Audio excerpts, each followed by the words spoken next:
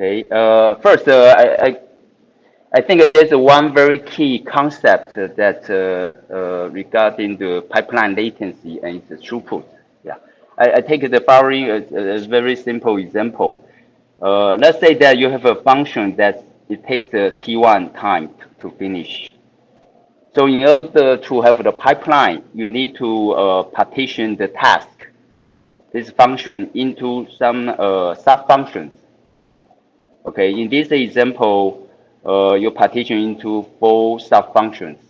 When you partition the functions that introduce actual overhead, so to complete this full step, these 4 sub-functions, it takes a latency T2, and T2 will be greater than T1. Okay. However, when you apply the pipeline techniques, that in this case, that's a non-pipeline. You finish the function, one run of function, and then you start next functions. And for pipeline, since you partition is sub-functions, so when one sub-function finish, then you can apply the input, okay, the next input, and then you can start next iteration of the function. Yeah, they need to be submitted, right? If someone joins, then you need permit, right? Oh, okay. Yeah. So in here, there's one key number is II. II means initiation interval. That means how long that the next input can be asserted. Yeah. And the II determine the throughput. Okay. Yeah. So this is the pipeline. Yeah. Let's take another example. Okay. Suppose you have a X input and Fx function output. Internal, you have several sub-functions. Okay. So for non-pipeline case, then from the input to produce the output, it takes you take the longest path. So it takes the latency 35. So since it's a non-pipeline, so the throughput will be 1/36. Okay. So then you insert the pipeline register. Let's say that you insert the pipeline register here. Then the clock cycles, then you will take the longest path for each cycle. In this case, it takes 20, and the clock period will be 20. Okay. Then to complete this function, then you take 2 pipeline stage. Okay. So the latency will be 40. However, its throughput is the inverse of the clock period, which is 1/20. So you can see for individual tasks, you take a longer time to finish. The latency get longer. However, its throughput increase. Okay, so this is a typical pipeline design. So in this, from this example, that you can notice when you do the pipeline design, you want to balance the delay in each pipeline stage.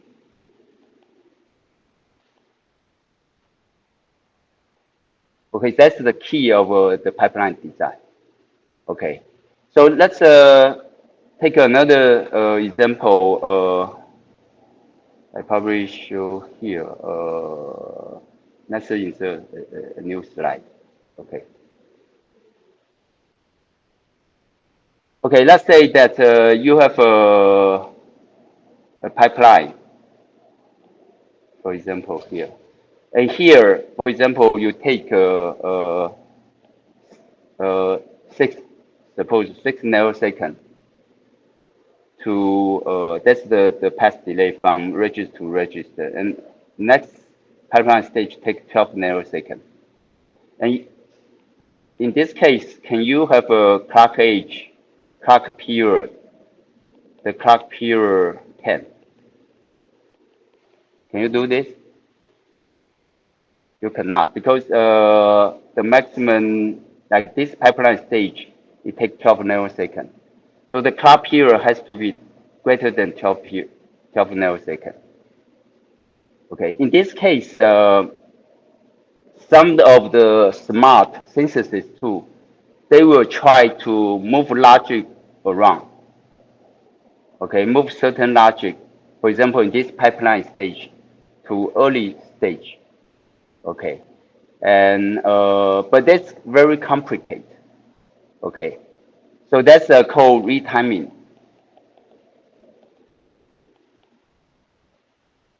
Okay, you try to move some logic from different pipeline stage and try to balance. Okay, and another technique is called time borrowing.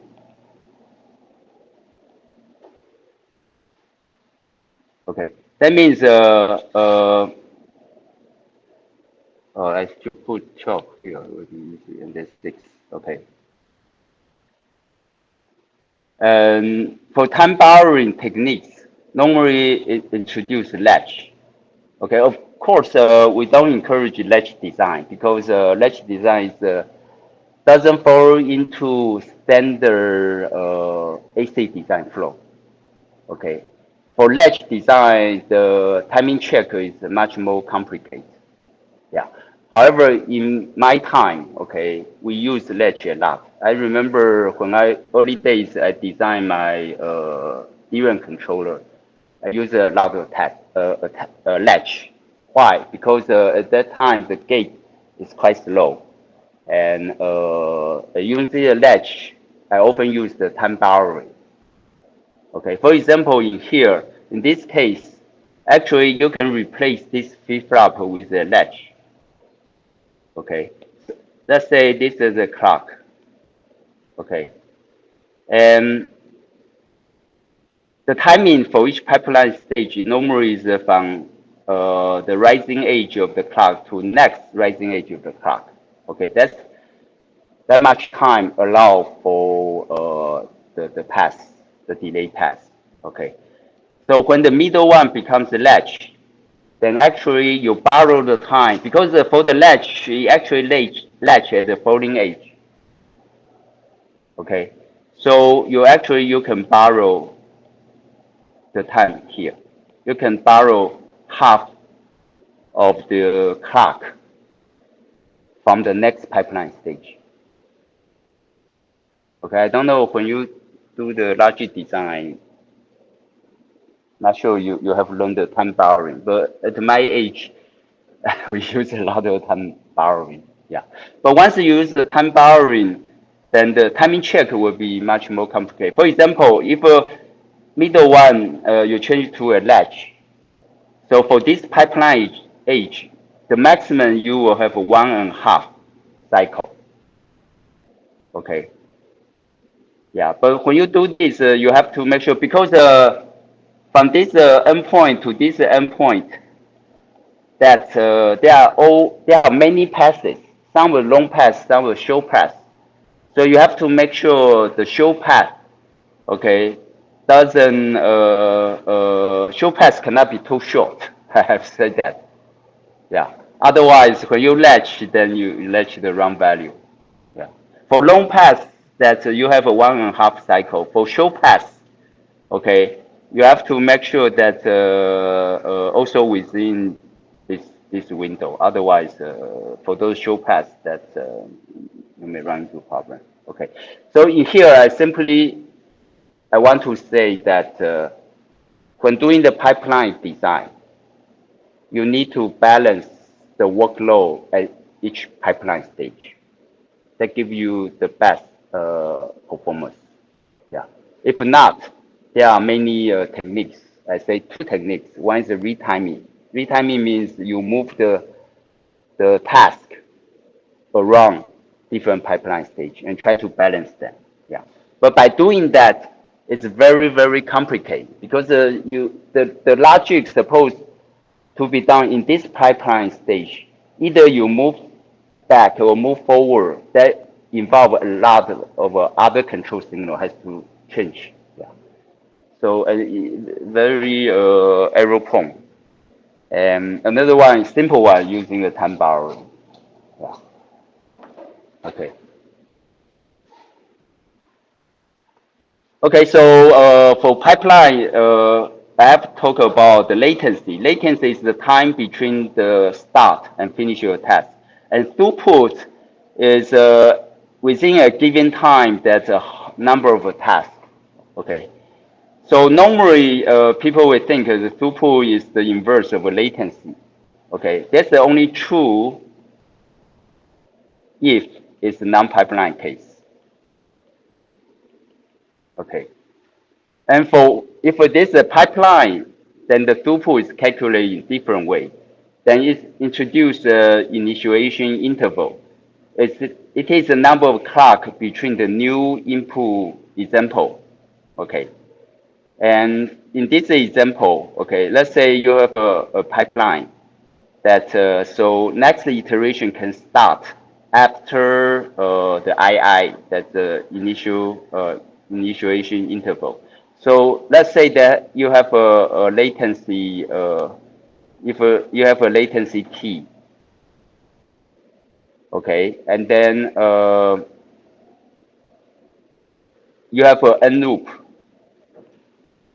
n iterations, okay. In this case, you will know the loop latency. That means the number of clock to finish all the iteration in a loop. So there will be t plus n minus 1 times I. Okay, so that's the total latency for the loop iteration. When you talk about the throughput, normally since the n is much larger, then the throughput will be the inverse of initial intervals.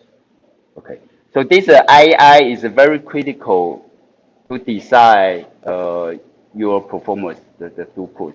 So when you use the Vivado, the synthesis tool, the key metrics that you have to watch for is the II, and the tool will try its best to achieve II equal 1, unless you tell them not to do that.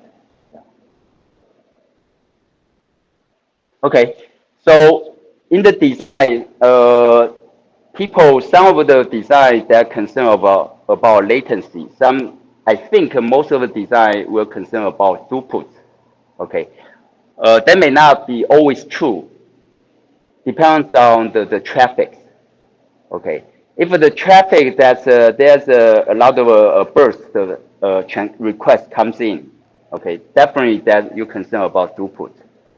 But some of the transaction is very sporadic. That means they come in once a time or once in a while. Okay, for that kind of traffic, people may concern about the latency. You want to finish as fast as possible. Okay, but most of the case that people will concern about the throughput. So there are two big categories to improve the throughput. One is parallel processing. That means you duplicate the hardware.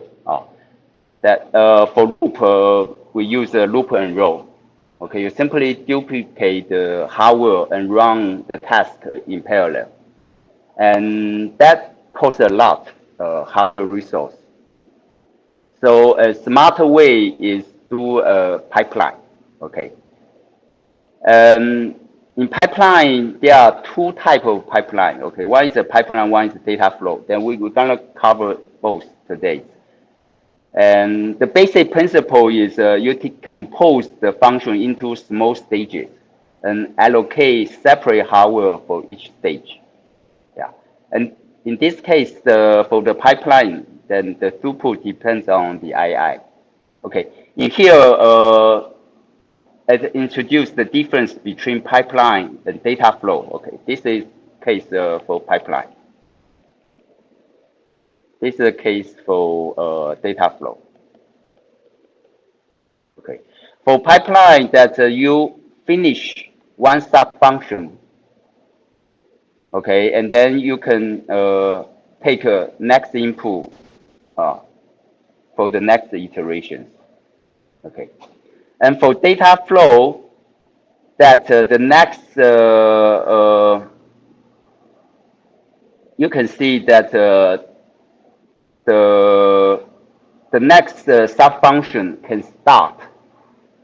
Okay, it doesn't. The next function B doesn't need to wait for the function A complete. As long as the function A generate an output, then the function B can start execute. Okay, so that's a big difference. Yeah. So for the data flow, the trigger of function B is whether there is an input for function B to work with. Yeah, and that's a very important difference, and that also involves the necessary large structural change for these two. For these two, that's the more you use a finite state machine to do the pipeline. Okay. For this one, for data flow, the basic logic structure is Q and FIFO. Q is for the request queue for the control flow. Okay. Then we put in the queue. It can be some form the FIFO too. Yeah. But normally we say request queue. It's a queue structure. The queue actually is like a FIFO. And for the data is a FIFO. Okay. So basic logic structure for pipeline is a finite state machine. So there is a central finite state machine to control the whole system pipeline. Okay. The things that can get this kind of design can be very complicated. Okay. There's something like that's a central control. You have to look at each status and to coordinate them. Yeah. Okay, this kind of design is quite complicated. Yeah, when things the pipeline get complicated. And for data flow is a distributed control because there is no local, there is no global logic structure control the data flow function, and each function only controlled by its local request queue and data FIFO, and things are running concurrently. Yeah. However, to apply the data flow design, you have to stick to a very disciplined design guideline.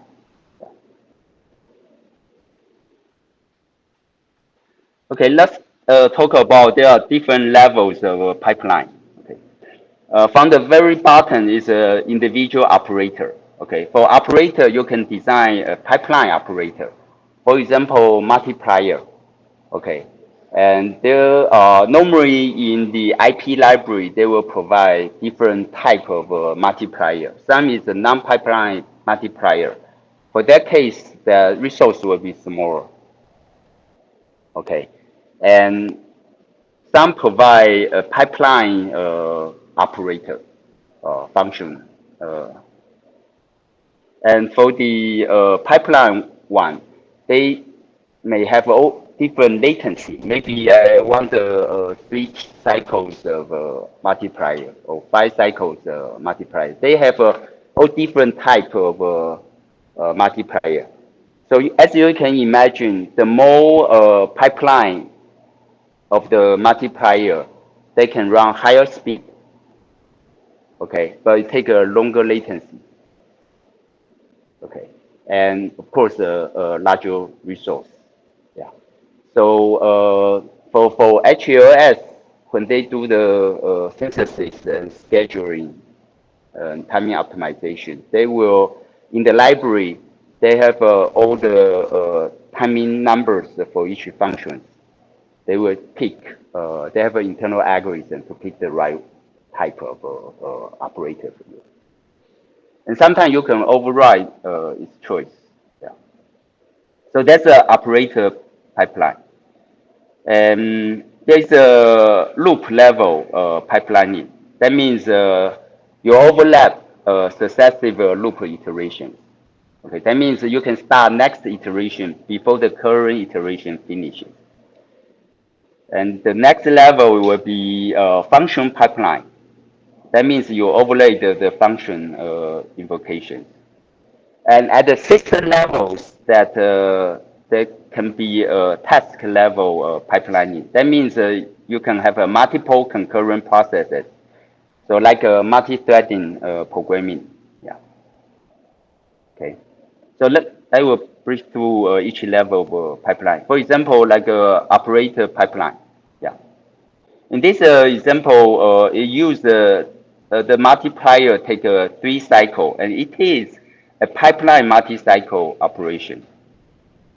Okay.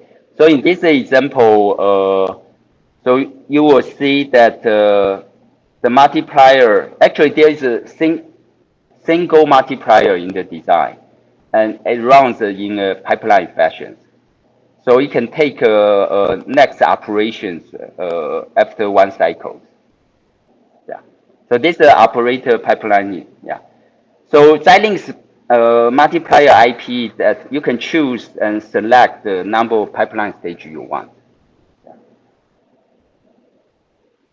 Okay, loop pipeline. Okay, for example, there's a loop that so you can start the iteration before the current iteration finish. Yeah, and so the key thing is IIO. Okay, we talk about. Yeah.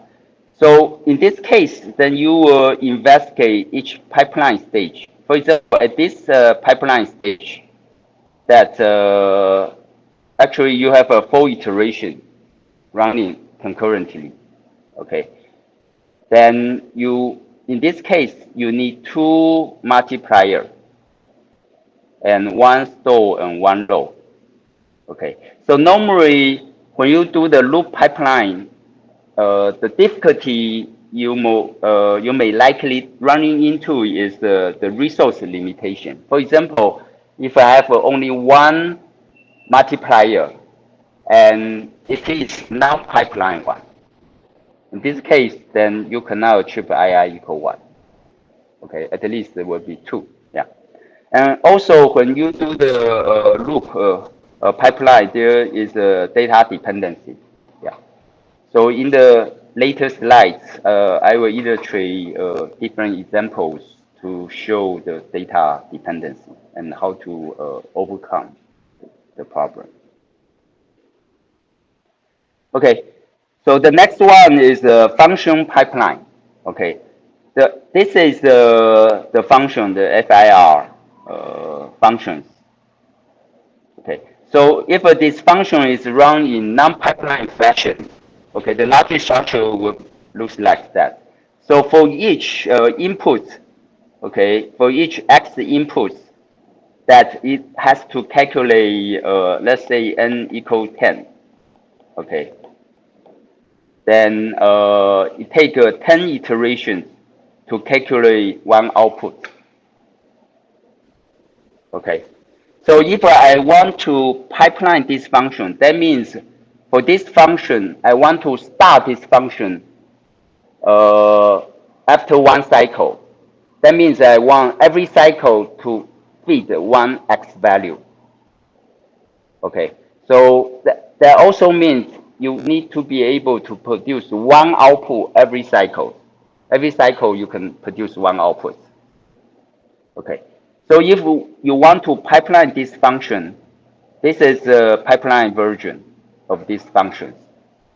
You will see that to make this function pipeline, that you have to enroll the loop.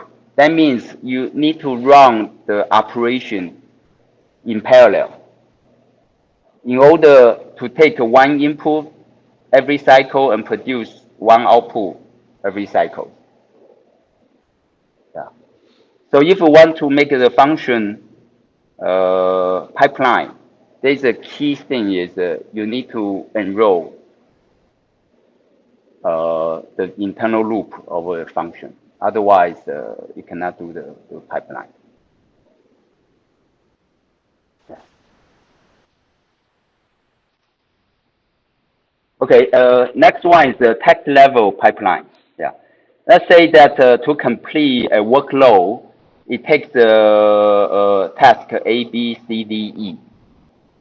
Okay. And that a certain task that is so compute intensive that you can distribute into different device. Let's say this example, you try to um, uh, put the task in different devices. Okay, in here we will see the task C can act like a task A, C, E has to run in sequence. Okay, and same as the task A, B, D, E. However, task C and task B, D can be run in parallel. Okay, so in this case, you find out it's a good opportunity that I can put the task B and D either in another processor core or you put into the FPGA. Okay, so then you see the text C can run in parallel with text B and D, so that you can run the reduce the latency and increase the throughput. So that's a task level pipeline. Yeah. So when you do the system design, you have to take care all different levels from the bottom operator pipeline to the loop pipeline, function pipeline, and to the system level, the task level pipeline. Yeah, yeah. So that when you really want to accelerate an application, that you have to consider all four different levels of pipeline possibility. Okay, here let's talk about the loop and function pipeline. Okay, so this is a function that internal there are three operations. Okay, so this is a non-pipeline one that you operate each operation in sequence. Okay, and for the function pipelining, okay, then you can feed the next input immediately after the first operation finish. Yeah. So this is a function pipeline. And for the loop pipeline, and inside, so this is the loop. Okay, that's very similar. So this loop and the previous this function actually very similar. Actually, you can think the function is a loop. It's a forever loop. It's like this loop, you have an index, there's a loop bound, how many iterations, okay? But for function itself is a loop, and it is a infinity loop because the input can always insert the input. So there's no bound, no loop bound, and it's a forever loop. Okay, so function is, you can think of it as a loop too. Yeah. And so for this loop, that you can see the behavior exactly like the function pipeline. It seems like the function pipeline and loop pipeline are the same, but actually they are different. Yeah. So the difference is here. Okay. So for pipeline function, as I said, the function run forever and never ends. Okay. And the function are automatically rewind. Okay. It's different from loop. Okay, loop, you have a loop bound. Then you have to initialize. When you enter the loop, that you have to calculate and initialize its loop index. Okay. So for function, there is no such loop index. So it's a automatic rewind. Yeah. So if you want to pipeline a function, it's very much possible it will enroll all loop in the function body. Okay. Yeah. And use the, so for the pipeline function, normally we like to use the data flow parallelism instead. Yeah. Otherwise, you enroll all the loop in the function body. That's very costly. So when you think you want to pipeline the function, think of data flow instead of using the pipeline. Yeah. But for loop, for the pipeline loop, okay, they have some characteristic. First, the loop has to complete all the operation in the loop before start the next loop. Okay, suppose you have a consecutive two loop. That's one loop. Okay, you have another loop. Okay, so this two loop doesn't run in parallel.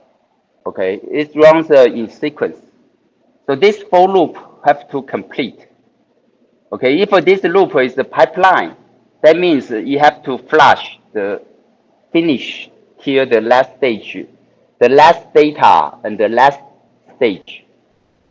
Okay, that means they complete the for loop. Then it starts next one. Yeah. So you can see the waveform here. Okay.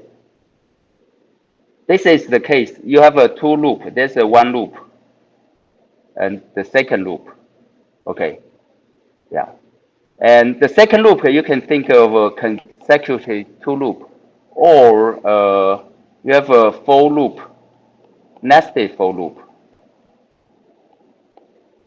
Okay, so when you finish this loop, and you re-entry again, that's very much like this. So when you re-entry the loop, okay, then you have to wait for the previous loop to complete.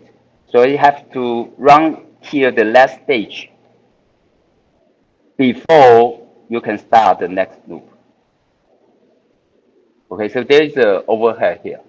Okay, you will see there's a bubble. Yeah, there's a bubble. Okay, so for loop, always has some overhead to enter the loop and flush the pipeline before enter the next pipeline. Okay, then for pipeline, it's an automatic rewind.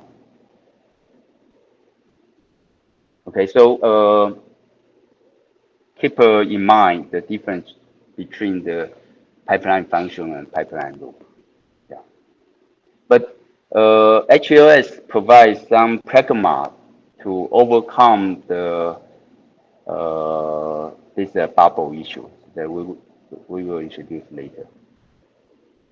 Okay, let's take this example, give you a better idea. Okay, first, remember the function will execute concurrently and the loop will execute sequentially. Yeah, let's say this example. There's actually is a nested loop. Okay, there's a outer loop here, and there's an inner loop here.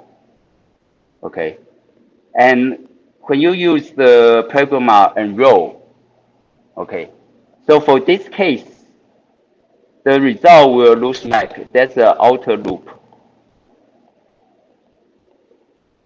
Okay, and since the inner one is enrolled, that means you have a inner, say inner one for loop, and you have a inner two for loop.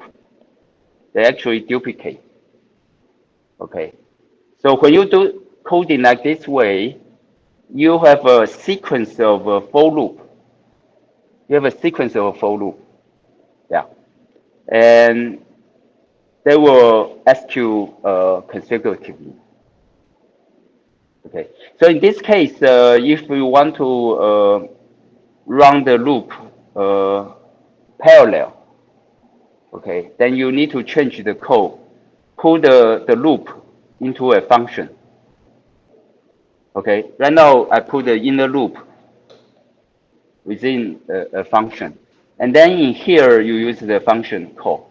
So when you enroll, then you will have a F1, another F1, multiple function F1. Okay, that's assigned to alt 1. That's assigned to alt 2. Okay, so you have multiple functions, and those multiple functions, they will duplicate the resources and run those functions in parallel. Okay, so that explains this statement. The function run concurrently and loop execute sequentially. Yeah. So I hope you follow that. Okay. Okay, let's say that for pipeline, okay, if you have a nested loop, you will need to know where to put the pragma pipeline, and that will affect the parallelism and the resource usage. Yeah, let's say here, this example, you have a two level of a loop. Okay, so you have three choices to place the pragma. One is the very inner loop here. Okay, if you pull very inner here, that in here, since the Mac is runs 1T, for example. Okay, when you pipeline that you only need one Mac and one array access. Okay, so the total it takes 400T, 400 cycles to complete. If you move the pragma pipeline up, that means outside of this loop or inside the outer loop in here. Okay, so when you put the pipeline here, they will automatically enroll the inner loop. Look at here. Pipeline will automatically enroll inner loop. If it don't enroll, it could not do the pipeline. Okay, it has to make sure the pipeline, the things that can run in parallel. Okay, so you have to the tool has to enroll the inner loop. In this case, you will see you will duplicate. You have a 20 Mac and 20 array access. Okay, it gives you the loop latency 20T. Okay, and right now you put the pipeline here. That means you want to pipeline this function. Okay, when you pipeline the function, you put the very top of this function to pipeline the function. As I said, when you pipeline the function, it's mostly they will enroll all the inner loop because the function they need to be able to run II equal 1. That means because of the outside you may call the function every cycle. Yeah, so it needs to be able to take every cycle needs to take data. Okay, in this case, they have to enroll all the inner loop. Okay, so in this case, then you will instantiate 400 Mac and occur 400 array assets. Okay, yeah. And in here, I said it's the latency, the loop latency is now 1T. Suppose it should be 1T, but there's a limitation on the resource. In here, although you can allocate 400 Mac, but you could not allocate a memory pool array 400 port of array A. You could not do that. Yeah. So in this case, you may use 20 block run, and each block run has 2 ports. Okay, in this case, you need to take a 10 cycle to access this array. So when you do the pipeline, do make sure you provide enough data throughput. Otherwise, you allocate 400 Mac, but every time only 10% Mac is running. Another 90% Mac waiting for data. Yeah. Okay, so in here, give you an idea the effect of where you put the pipeline pragma.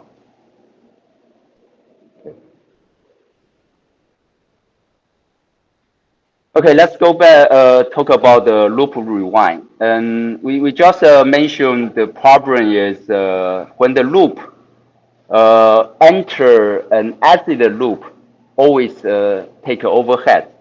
Okay, so at the loop start, it takes one cycle to initialize the loop.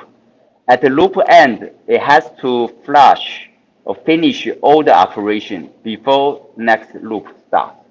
So this create the bubble here. Okay. So rewind.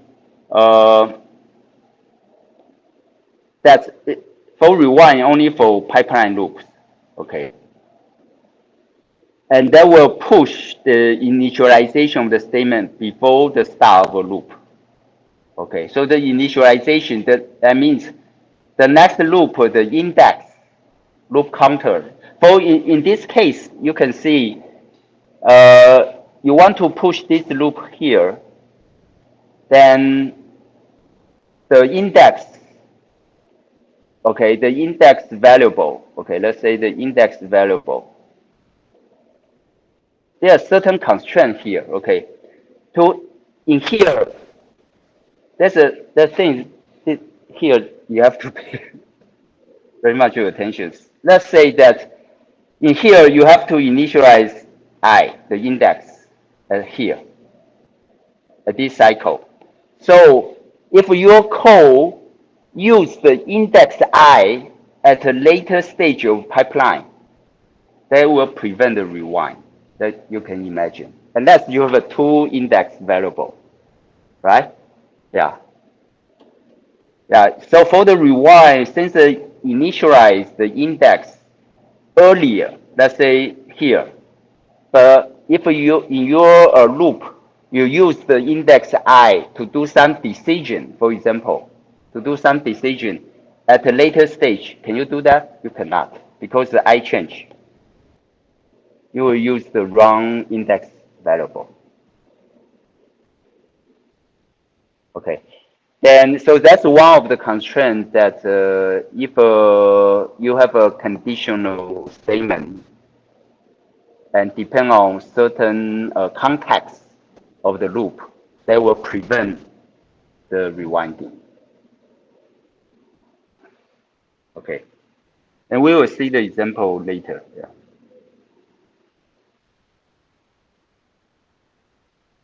Okay. For this, it's hard to write this in the PPT. There will be too much wording to explain, so I have to verbally explain that. Yeah. Okay, so there are cases that will fail the rewind. Okay, I just mentioned one case. Okay, there are some other cases. Yeah. Let's go through each example. In here, okay, first it says no code from the start of the function. Okay, there's a function definition to the beginning of a loop. This is beginning of a loop.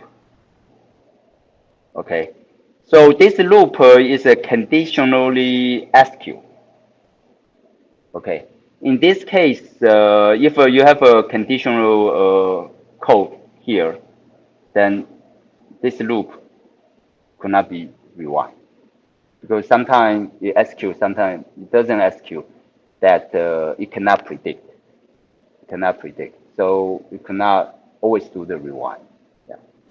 So you will fail rewind. Okay. So be careful. This. So for this case, you move this code inside. Yeah. Move it inside. Yeah. The next example is allow only single return.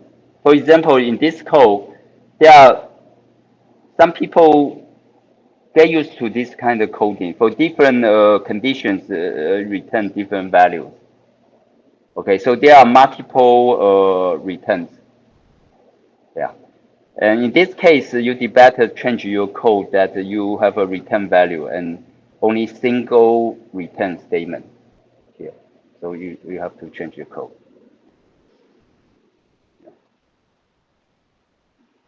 And next one, it says that for this function that you can have only single loop. In this example here, there's a one loop, and inside there's another loop. There's another loop.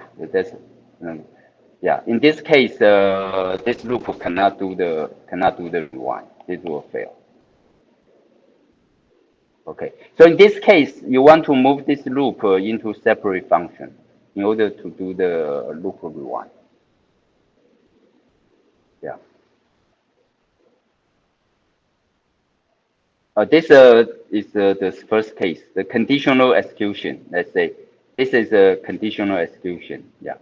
So move the conditional statement either inside the loop, yeah, or execute the function, or move outside. Either move outside to execute the function conditionally, or move this condition inside the loop. Yeah, as I said, there's no conditional statement between the start of the function to the loop start. Okay.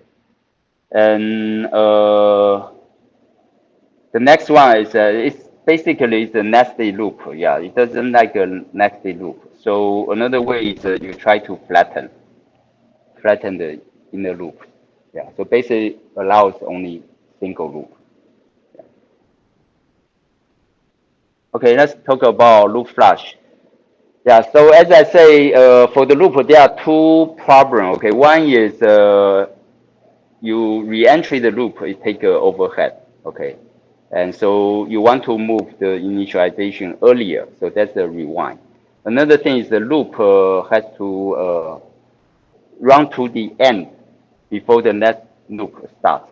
But the problem is there's a flush. Okay, so the problem the loop if the data has a store, that means in this period there's no data supply to the loop. Then the loop state machine stop. Okay. So in here, this during this period, there is no input, and the pipeline could not proceed. It seems that the whole pipeline stalled here. Okay. Um, this is very dangerous for this kind of things. Yeah, because in this case, the data actually for these two iteration, they're already in the pipeline stage and not depend on the input. They should be able to run to the end of the pipeline because it doesn't depend on the input data. But since the state machine is designed in a way that simply hold or store the whole pipeline, because this kind of design is simpler. It is simpler. Control is simpler. Yeah. Okay. Then you create problem, especially for the data flow. Okay.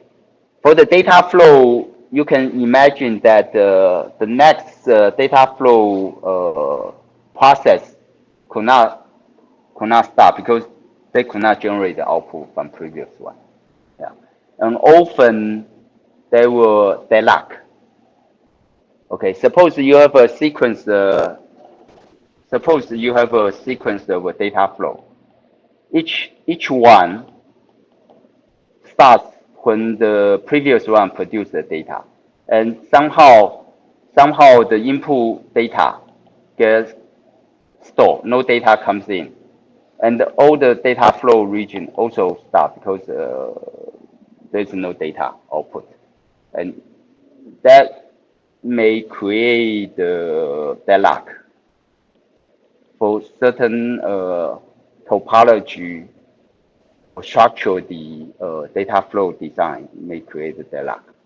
So it's very dangerous. So we like to flush the pipeline. Okay, so this is the case when you apply the flush, enable flush. In this case, even though the input data is stored, the previous two iterations doesn't depend on the input, can still run to finish. And the last one just simply not stop. Okay, so and for this pipeline flush, only apply for pipeline functions. Yeah. Okay. So here, there's a little bit complicated for this table, but basically there are three flush type. Okay, one is that's the default. This is the default. Okay, that means they stole the pipeline. Okay, and the another one is free running flush. That means all the pipeline always run through the flush. And for different mode, they have a advantage and disadvantage. Yeah. For this one, as I mentioned, that that's the default one. Okay, that's actually default. If no input, then stall the pipeline. And the problem is it may cause a deadlock in data flow. I just mentioned. Yeah. Okay. And the second one is free running. That means all the pipeline will flush. Yeah. Okay. So for the data flow, if you use data flow design, the function that always use the this mode, free running flushing. Okay. And the third one is running in the first mode. However, for certain pipeline that you want to flush, so you selectively select the pipeline function and enable the flush. Okay. So the first one always stall. The second one always flush. And the third one is within the stall one. And then you individually specify certain pipeline function to enable its flush. Yeah. That it's for different design that you choose different one. It depends on case by case. Okay, loop merge. And the next one, loop merge and loop flatten. Okay, I will introduce these two pragma. And these two are related to the loop latency. Okay. And why is the matter? When we apply the pipeline, that you increase the throughput. And if that the loop is a very big loop, maybe 1,000 iterations, then you really don't care the entry and exit actual latency one cycle. It doesn't matter. Okay. So if your code only have a loop, 3 or 5 loop, each entry take one loop out, exit you take another one loop. Okay. And if there's 5 iteration, it takes up 40% of your total latency. Yeah. And in this case, that you want to apply merge or flatten, because this entry and exit one cycle latency, it matters, and actually matter a lot. Okay, so this two merge and flatten provide you a mean to reduce the loop overhead latency. Let's take the latency involved in a loop. Okay. So let's take this example. You have a 2 loop. Okay, this loop have a 4 iteration. The second loop has a 4 iteration. So if you calculate, so you can try to calculate latency when it's reported in the AAHLS after synthesis. It has a latency report. Okay, you can try to calculate the latency. Yeah, and so for entry, you take 1 cycle, and for the first one, you have a 4 iteration, so you take a 4 cycle, and it's exit and enter into the next one, so that's 1 cycle. Okay, and then you have another 4 cycle and 1 cycle exit. Yeah, so it total takes up how many? 11 cycle. Okay. So when you try to do the loop merge, you merge these 2 loops. Okay, so it becomes one loop. So you have a one cycle here and four cycle, so it becomes a six cycle. Okay, so basically as I said, the loop, these two loop doesn't run in parallel, it run in sequence. Yeah, when you merge these two operations can run concurrently within one loop. Yeah. Okay, that's how you calculate the loop latency here.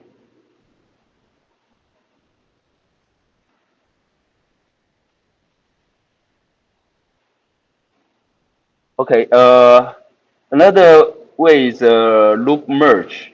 Yeah, loop merge apply to the nested loop. That's for nested loop.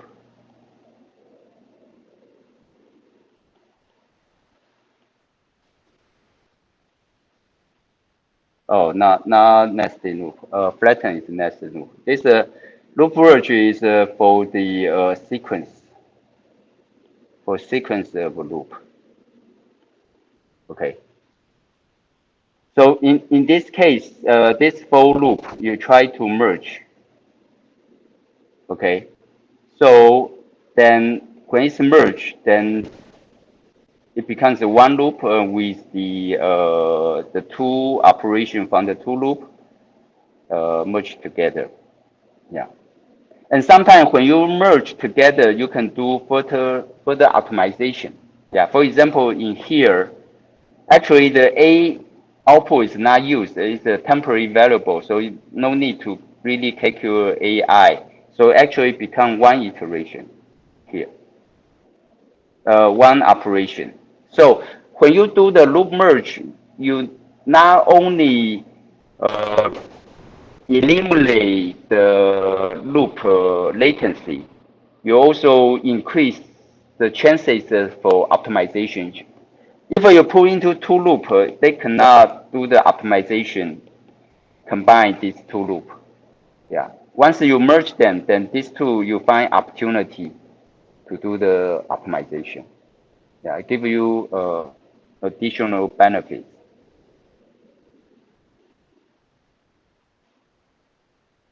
Okay, so when you do the loop merge, there are several rules. Okay, and first, the loop bound, if they are all valuable, it's better that they have all the same values. That means the same loop bound. Okay, and if the loop bound is a constant, okay, if these two loop they all have a constant loop bound, then you can merge these two. Then the loop index, the loop bound will take the maximum one. Yeah, that's reasonable, right? And if a loop has one loop has a variable bound and the other loop is a constant bound, in this case, it cannot be merged. Yeah. And also, if you have a two loop, there's another one loop here, and there's another loop here. And if you have some code here, if you have a certain code here, and if this code, when these two merge, this code produce a side effect. Okay, what I mean side effect is the code may depend on the previous loop and may affect the next loop. In this case, it cannot be merged. It could then it could not generate the same result. In this case, that it cannot merge. Yeah. Another case, if you have a loop, this loop internal you have a FIFO access. Okay, another loop you have another FIFO access.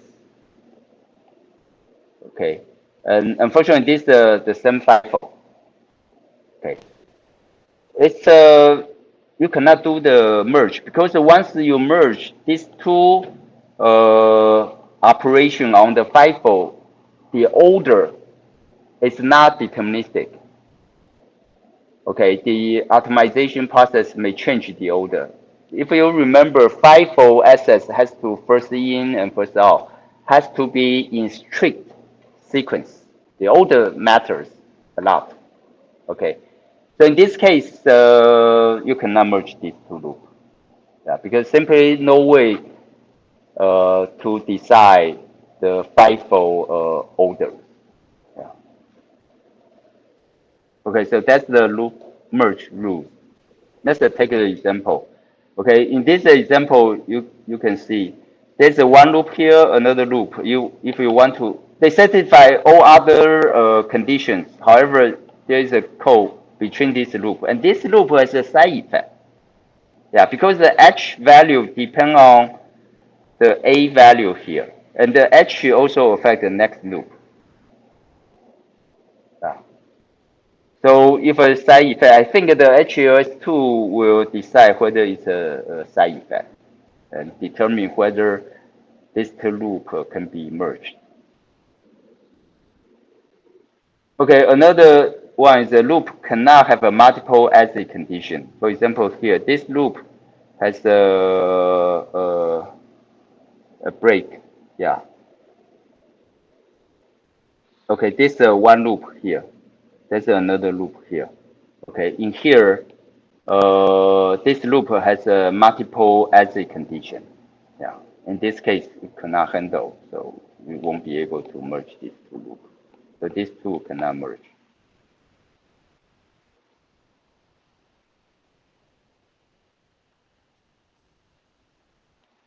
Okay, next we talk about loop flatten. Okay, okay, as we said that for the nested loop, okay, there's a for loop, a nested loop, another loop. Okay, so we mentioned that they take the cycle to entry the loop and exit the loop. Okay, take one cycle, entry the loop, and one cycle exit the loop.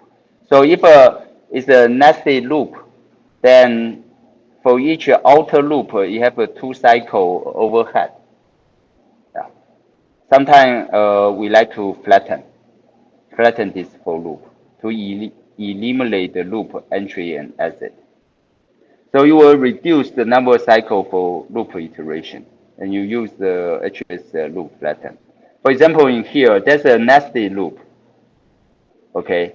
And then we want to flatten the internal loop.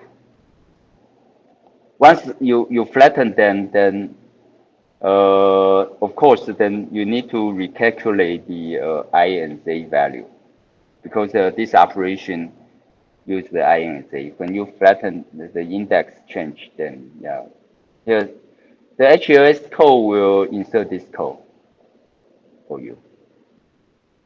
Yeah. So normally we apply the loop flatten to the loop body of the innermost loop. Yeah, because the innermost loop that give you the maximum benefit because innermost loop runs the most time, right?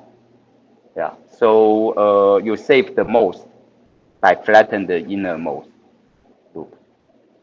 Yeah. Okay, in order to flatten the loop, there are different type of loop. One is the perfect loop. What I mean perfect loop is first, only the inner loop has a loop body. Okay, and all the loop bounds is a constant. Okay, that's a perfect loop. And semi-perfect loop is only the outer loop bound is a variable. Okay, the inner loop, the loop body only exists in the inner loop. Okay, so these two cases you can do the flatten. And the third one, the imperfect loop, is loop body is not in the only in the inner loop. There's some loop body is outside the inner loop. Yeah, and the inner loop has a variable bound. Yeah, in this case, you cannot do the loop flatten. However, you can do some code changes.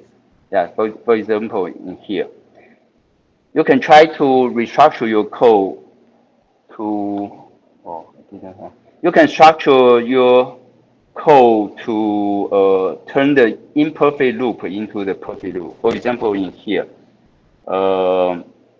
here, okay, there's a nested loop, and you have the code here between this loop, yeah, in here,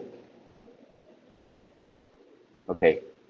So you can move this code to the inner loop, and the code becomes this. Yeah. In this case, this is a perfect loop. You can do the loop flatten.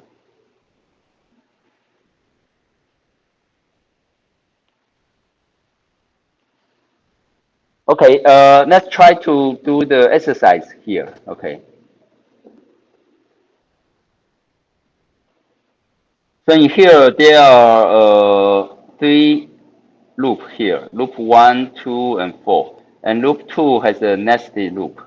So when you draw the control flow graph here, okay, so for this function, how much latency? So you have a one cycle entry the loop, and then there will be 1 plus 4, and one cycle exit enter the next one. And you have there's a nested loop. Okay, so the outer loop you have a 4, and you have to enter the inner loop, so it takes 1 cycle. Okay, plus 1. 1 plus there's a 4 inner loop, and you have a 1 cycle exit plus 1. Okay, and then have a 1 cycle here and plus 4 and plus 1. Okay, so that's a total, how many of them?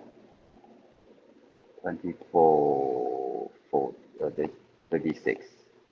Okay, in here, there's 36 cycles. Okay, so right now you apply, first you apply the loop flatten here. Okay, it becomes one loop. So it becomes 1 plus 4 plus 1 here, and plus 16, and plus 1 here, and plus 4 and plus 1. Okay, so that's the second case. And then next you apply loop merge. You apply the loop merge. Then it becomes this. Yeah, in here there will be 1 plus 16 plus 1, so it's 18. Yeah. So you can see that you still maintain the same code, okay? Don't try to rewrite the code like this way. Yeah, when you rewrite the code, then it's hard to read, you know. Yeah, and this, you still write the same code, you just use the pragma and let the AAHLS-NTU do the work for you. And you maintain the readability of the code and still get the latency reduced. Yeah. So it's quite a lot. It becomes half. Right? So there's two techniques, loop flatten and loop merge. Okay, so it's clear. Okay, let's talk about the pipeline limitation.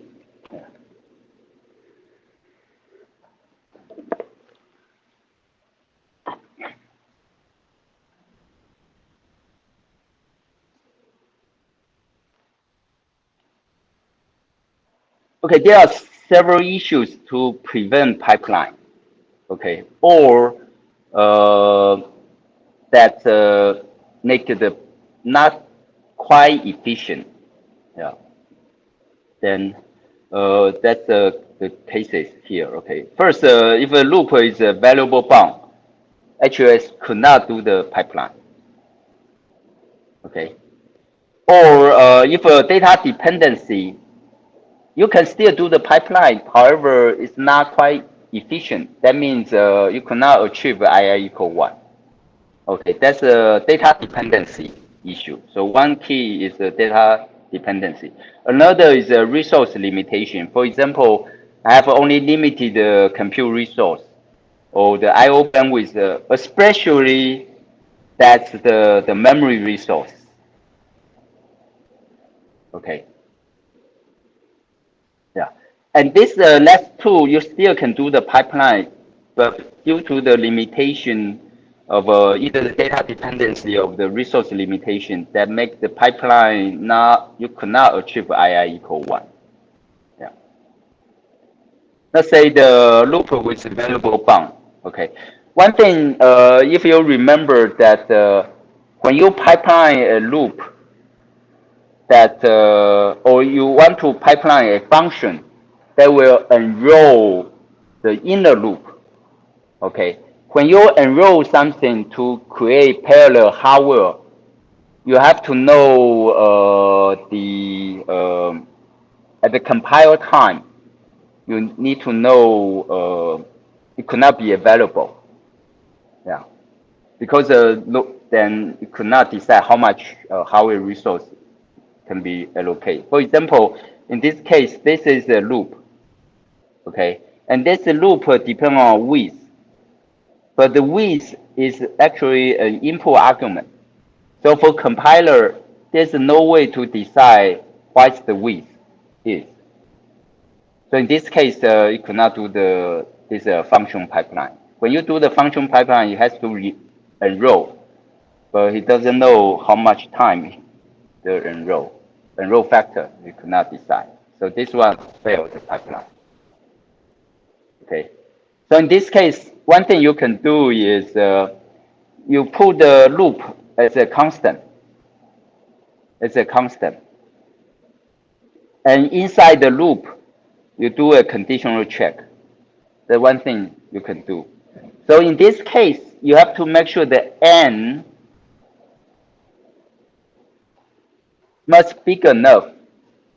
Okay, so normally we will use the assert statement. The assert statement is purely in C function. So when you run the C simulation, you will check the input data, yeah, and see whether it's as expected. If it's not expected, then you will flag an error. Yeah. Okay. So that's the way that to handle the variable bound. Okay. In here, there are two key things to apply. One is you use the assert to make sure the input is expected. Okay. And the second is you want to make sure your test pattern cover all the cases. Yeah. Otherwise, for some expected reason that in the actual system running, this width, when it exceeds greater than n, then the system fails, right? So you have to make sure when you simulate using the C simulation, you do provide all the possible cases for the inputs to make sure absolutely there's no chance the width will exceed n. Yeah, so it does require the engineering discipline, yeah, to do these kind of things, yeah. But that's the only way that you can pipeline the loop, yeah. Okay, let's talk about the data dependency. Yeah, the first one is read after write. We can see this code here. Okay, so normally when we see the loop and the compiler synthesis tool says it could not achieve II equal 1. Normally, it will give you some information to point out where the problem is. Okay. If not, the good exercise is try to do things like this one. Okay. For each iteration, you draw the pipeline operation and try to figure out where the data dependency comes from. Okay. In this example, we will see first you load A0 and you do the multiplication and you load save to A1. And for next iteration, you load A1. And you can see there is a read after write iteration. But this read happened before the write of the previous iteration. Okay, so this is the true dependency. True dependency. Okay, it's not fake one. Okay, then in order to load the value, then how much II you can achieve. In here, you have to move to this point, like here, move here, so that you can load the correct A1. Okay, so the II become 3. Okay, for this true dependency, unless you apply so-called data forwarding techniques, um, otherwise AAHLS will give you II equals 3. Okay.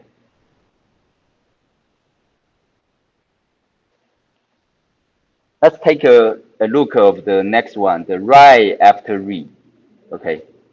In this case, again, you try to lay down the pipeline timeline. Okay. First, you store A0, and then you load A1 and do the operation and store B1. And for next iteration, you store A1. Okay. Then right now you happen one thing that the store of a later iteration happen at the same time the low of the previous iteration. That's just right after the read. So this low value may get the updated value. Okay. In order to prevent this case, that you may need to move this around, delay the store one cycle. So give you II equal to. Okay. However, this is not the true dependency. This is not the true dependency because this store you can using a renaming techniques in the processor. It built in the renaming data structure inside the processor to resolve this data dependency. So for the renaming, the basic idea, when you store A1, okay, it doesn't really store into this memory array. Actually, it puts into a rename table. Okay, it doesn't really store into the A1. It stores into a temporary variable rename table here. Okay, because the A1 there is a dependency. The dependency is this low.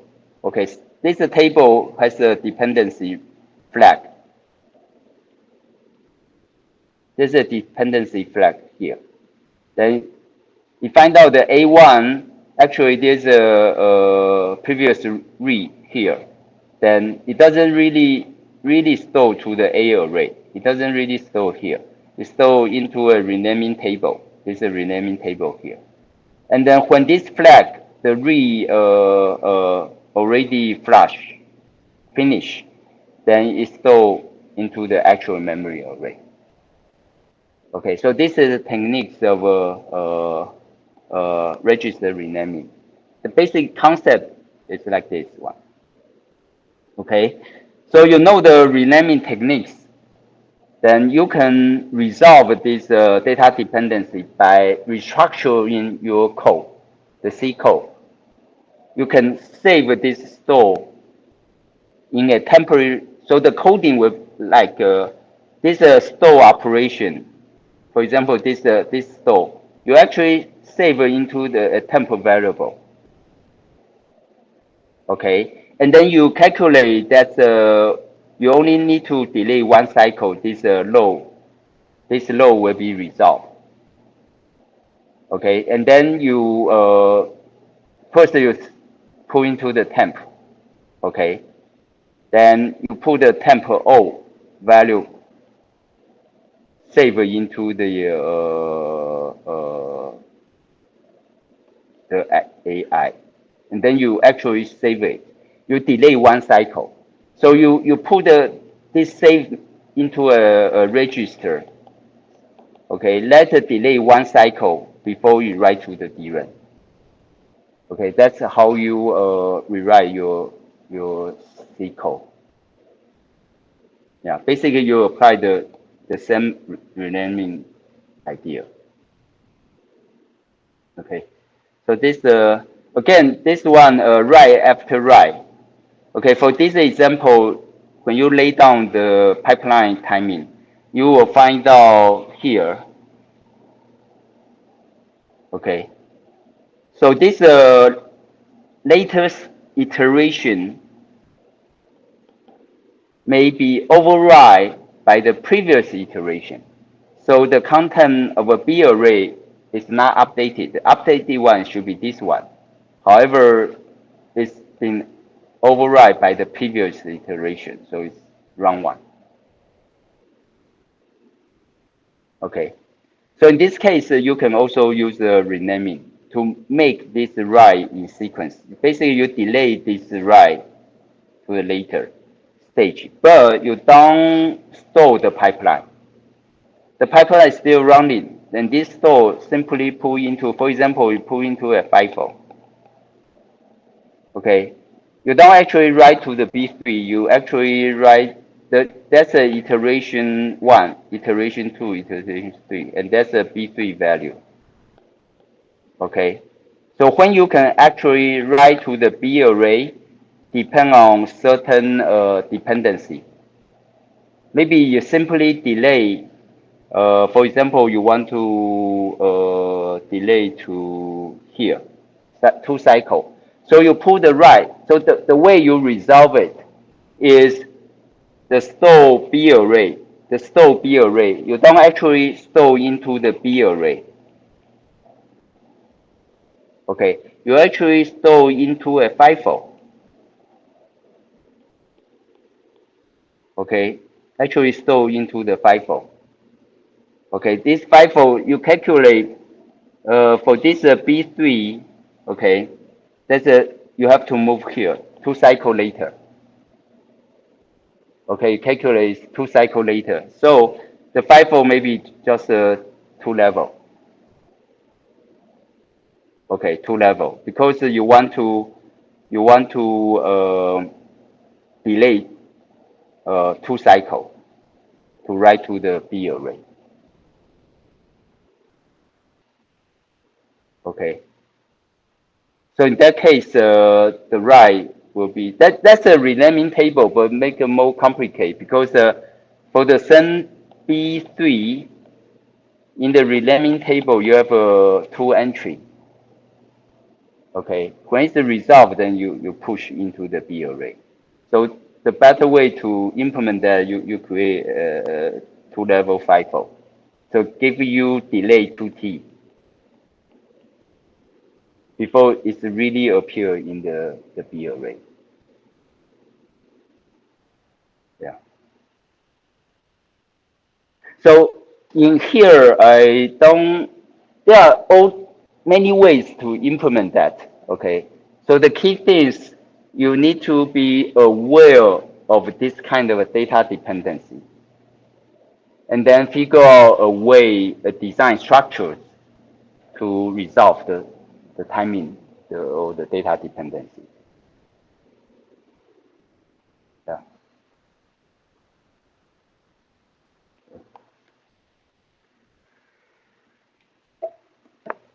So for this using FIFO, just intuitively for me, yeah, you want to delay 2 cycle, yeah, then using the FIFO, this kind of structure, then you can realize. Yeah. Okay, so in here, remove false dependency. Okay, that involves restructure the code to remove the dependency. For example, in here, there's a histogram. Okay, let me try to explain this code. Okay, histogram basically you have an array. For in here, there's an array in. Okay, and the input, for example, is 2, 3, 2, 1, for example, okay? And the histogram, you want count how many of each numbers. So that's the histogram, okay? Okay, that's 1, 2, 3, okay? So if the in is 2, then in this entry you plus 1.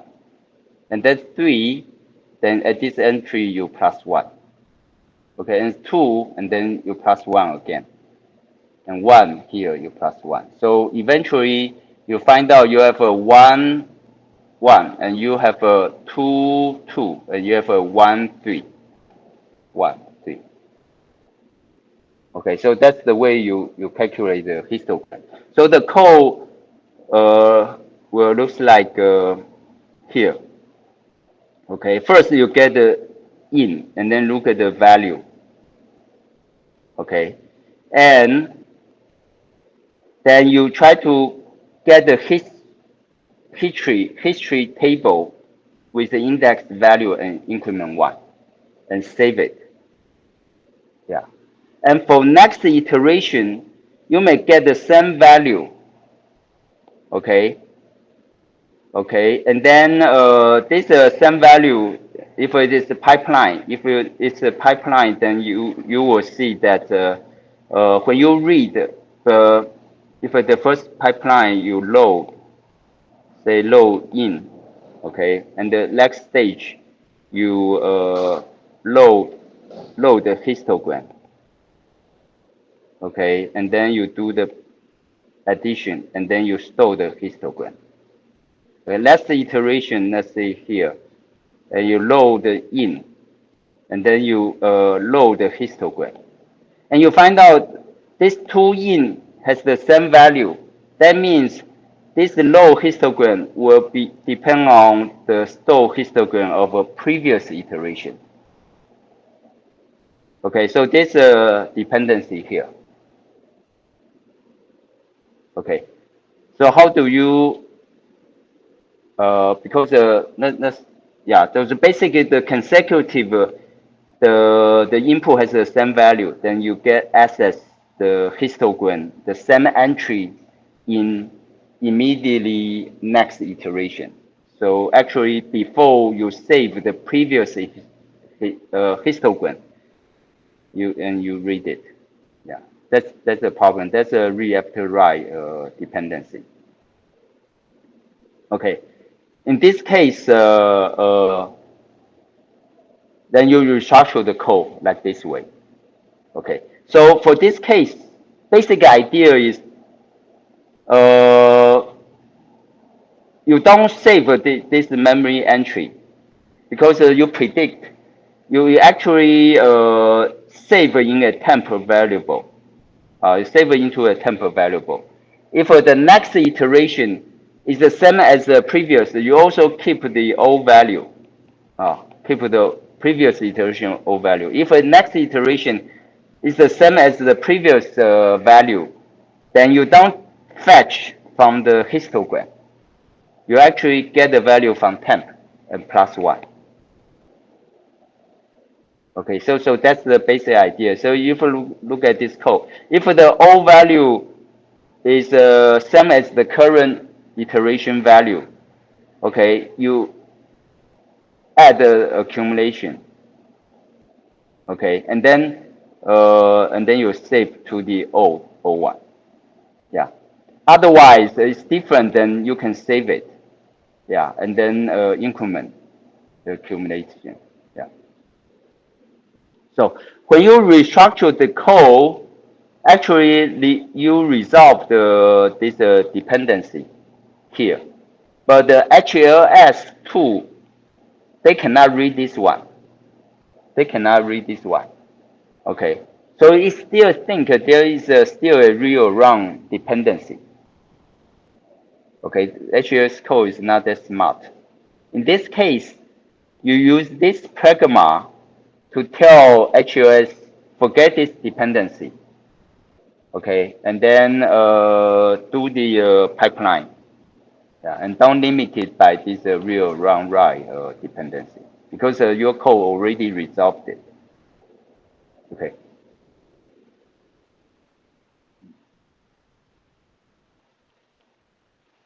So that's the usage of a dependency.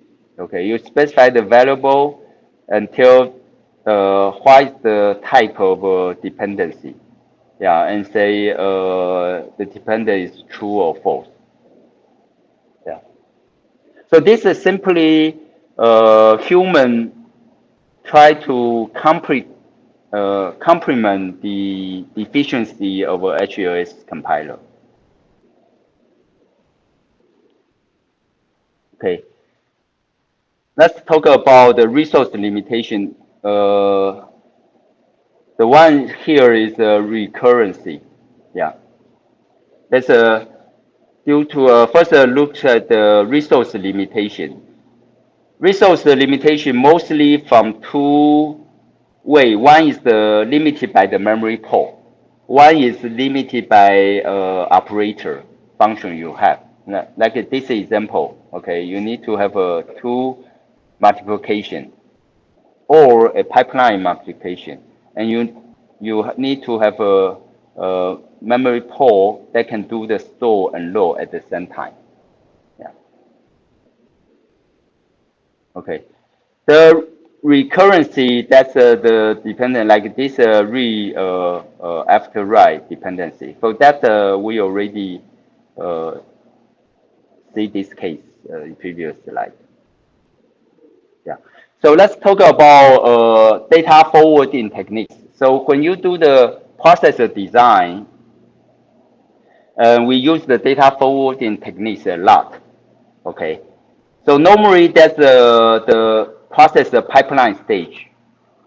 Okay. You for the operator, you always get the from your internal processor register. Okay, to provide the operand of the operators. Let's say this code. You do the add and add the R2 and R3 register and save the result to R1. And in next instruction, you have to use the R1 register. But based on the processor pipeline stage, the R1 has to go through data memory and then load into and write back to the register. Okay, so R1 register is not available until this stage. Okay, first you save it to the memory and then save to the processor register. So so you want to do the data forwarding, forward the output of the adder directly to the input of the ALU. So that's a data forwarding. So data forwarding basically means the result passed directly to the function unit it requires, and without going through the input-output stage. That means the external memory access. So that's the data forwarding technique. Yeah. So that means uh, you need some kind of a temp register to save the ALU output. Yeah. Okay, that's one example about the data forwarding. Okay, techniques you can use. This is very simple, very similar to the histogram case. Yeah. In this case, actually, this code very much like a histogram. Yeah. Yeah. So in this case that you keep track the k value and the previous iteration, the OK value, and then you save the result. Okay, you save the AK value. For example, let's look at this code. So the K, and then you compare the K and the previous iteration OK. If the same value, then you don't read the AK. You get the temp register. Okay, and then you calculate the temp variable for next iteration. Yeah, and then you save the K. It become the previous value of the K. Yeah. Okay, so this kind of data forwarding. So data forwarding basically is the idea that you cache,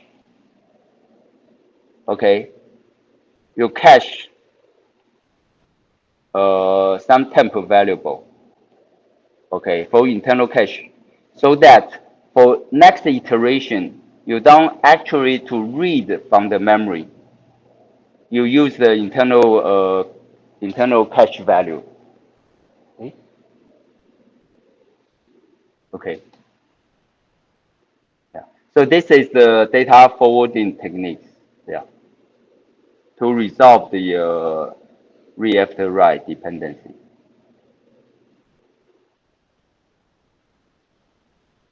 Okay. So in here, introduce a method to calculate II.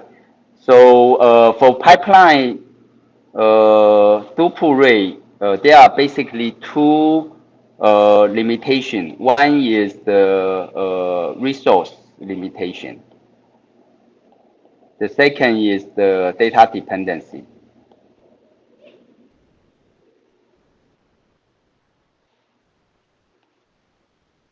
Okay, so so then introduce a resource minimum II.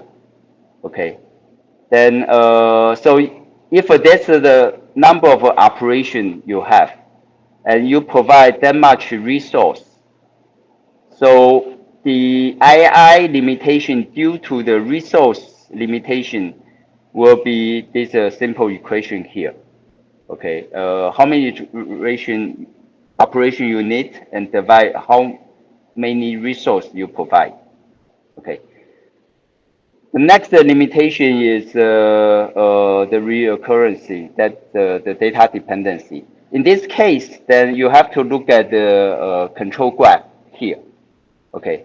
In this case, for this loop, you can draw the data dependency graph here. Okay. So for the AI, then you load and then you do the multiplication and then you add and produce a with the index I plus 2. Okay. And so let's say that for this one, okay, it takes the full cycle latency. This pass take a full cycle latency. And this value will be reused again, okay, two iteration later, later, because it's I plus 2, so it's two iteration later. So for the II limitation due to the recurrency, there will be the latency to reach this output divided by the distance. Okay, right now the distance is 2. So from this one, the recurrency II will be 2 because there will be 4 divided by 2. Okay, will be 2. So in this case, then we will see. So this draw the timeline here. Okay, you take a 1, 2, 3, 4 to produce the output. So this is a full cycle. Okay, and this one will be used after 2 iteration later here. Okay, in this case, II equal what? So it has to delay up to here, right? So that means this one will goes up here, and this one goes up here. So II equal 2.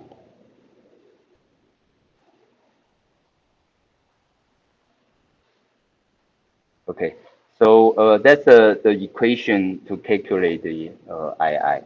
Two constraints, one due to the resource, one due to the interloop dependency, data dependency.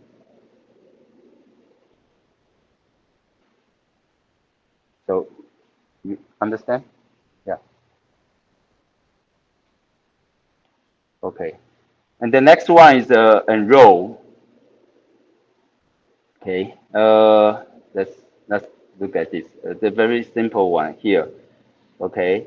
So for this one, let's say if there's no enroll, so by default it's a row. Okay. So in this case, it takes 4 cycles. For each cycle, you have to read B, C multiplication and write to A. And for enroll, you can specify its factor. That means the parallelism you want to achieve. In this case, you set the factor equal 2. That means you duplicate. You have a 2 set of the hardware. Okay, you can do the 2 iteration at one time. In this case, for each iteration, you have to read the 2B, 2C, and you have a 2 multiplication and write A array uh, 2 location of the A array. Okay, and when you specify enroll without factor, that means fully enroll. So that means you duplicate this equation 4 times. So you have to read B array 4 times, C array 4 times, and write A array 4 times. Okay. So that's a very simple enroll. So again, for enroll, if it's a valuable bound, yeah, intuitively you know that it cannot be enrolled. Yeah, that's the same example. Yeah. So for this one, yeah, then you cannot enroll because the width is the input argument.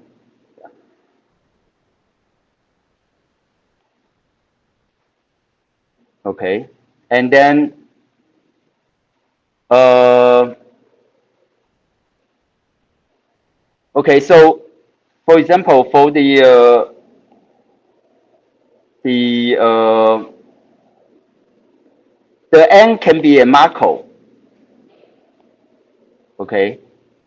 Then when you set let me see. Okay, if the n is so I have to explain this. Okay, so if it's a valuable bound, you cannot do the fully enroll. You cannot do the I should say cannot enroll. You cannot do the full enroll. You cannot do the full enroll. If it's available, you cannot do the full enroll. Okay. However, you can enroll with a factor. That would be okay. Like this example, the n is available. You still can do the enroll, but not full enroll because you don't know the bound of the array. But you can do the partial enroll. When you do the partial enroll, then it depends on the n is even or odd. Okay, so you will do the when you translate, when you do the HLS, you will do the ASCII check here to make sure this operation, the second one, you can do or not. Okay, if it's up, then the second one has to skip. There's a skip check. Okay, so if you know this variable is even, if you know it's even, there's no need for this check because once you do this check, then you hurt the timing and increase the resource. Yeah, so you can use skip as a check. Yeah, in this case, then you can produce the code like this one. Yeah, without this skip check statement. Yeah, it gives you the benefit to make the timing better and reduce the resource.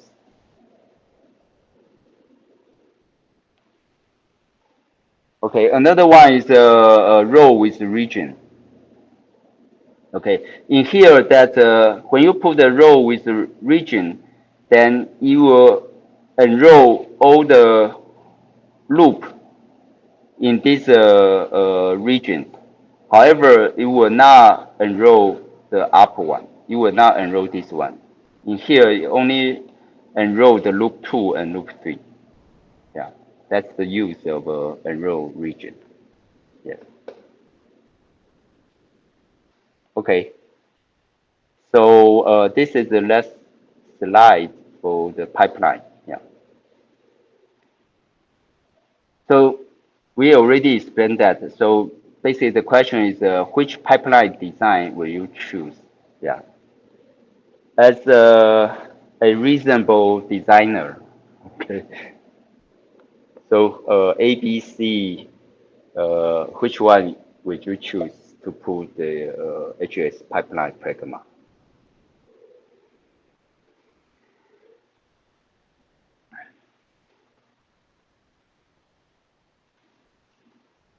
Hmm? C? C.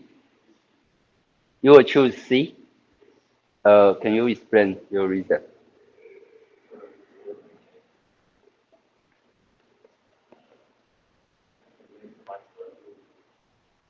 You can maximize throughput, but you know how much cost you pay for? Yeah, yeah. Tell me, how many A array assets in one cycle? Yeah, you have to access the A array. So that means if it's a memory, that the memory need to have a 400 ports. So you need to access to get the 400 F value in one cycle. So that's unreasonable, very very unreasonable. You need a lot of block run, right? Yeah, you need to provide many ports. Yeah. So the typical guideline is you try to pipeline the innermost loop. Okay. So basically, you want to do this one. Yeah. Yeah. And for if this pipeline, then it doesn't give you much. So not innermost. Basically, you want to yeah, put the pipeline here. Yeah. This give you a more balanced design. Yeah.